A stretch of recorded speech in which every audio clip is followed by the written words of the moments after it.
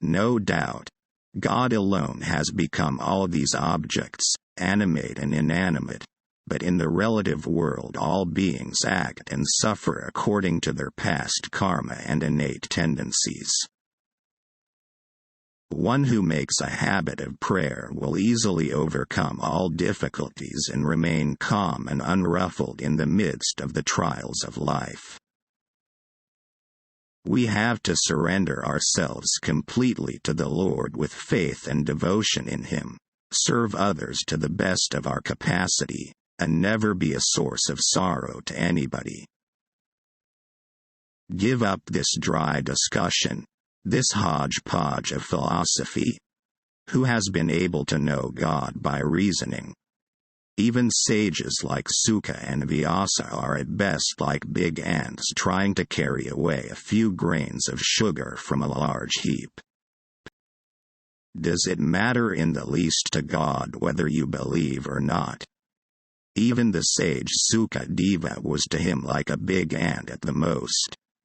Infinite is He. How much can you understand of Him? God is one's very own. It is the eternal relationship. He is everyone's own.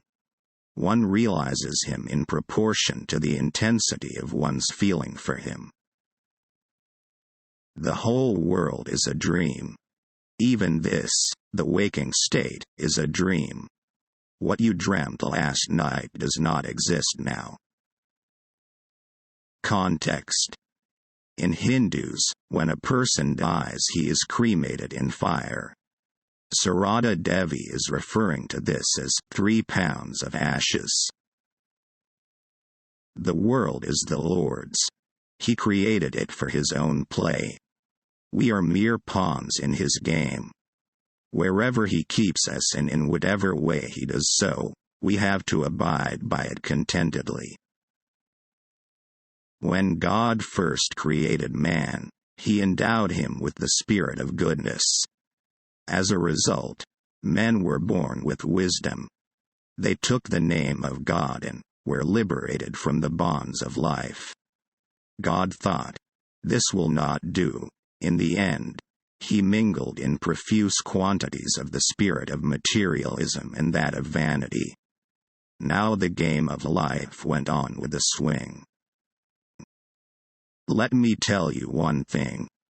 There is great complexity in this creation. The Master does one thing through one man and another thing through another person. Oh, it is so inscrutable. One must have reverence for one's guru. One's chance of salvation lies in one's reverence for him. Observe how the disciples of the Master revere him. Out of this reverence for him they revere not only all the members of his family, but even the cats from his home district. Each has to get the results of the actions he earned for this life. A pin at least must prick where a wound from a sword was due. One must be patient like the earth.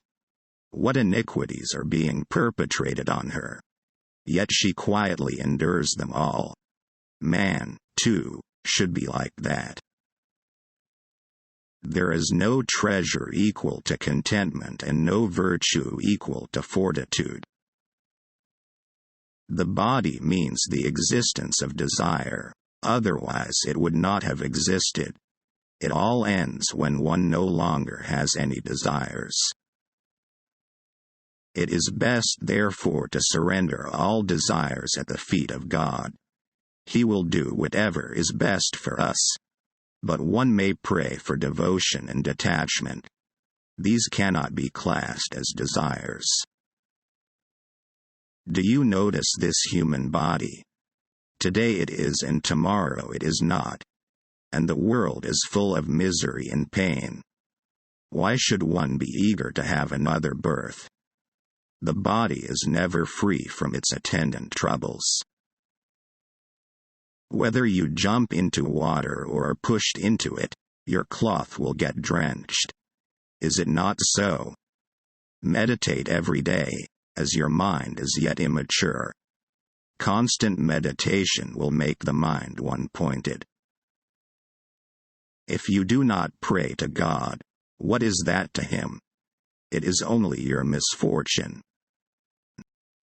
The mantra purifies the body. Man becomes pure by repeating the name of God, so repeat His name always.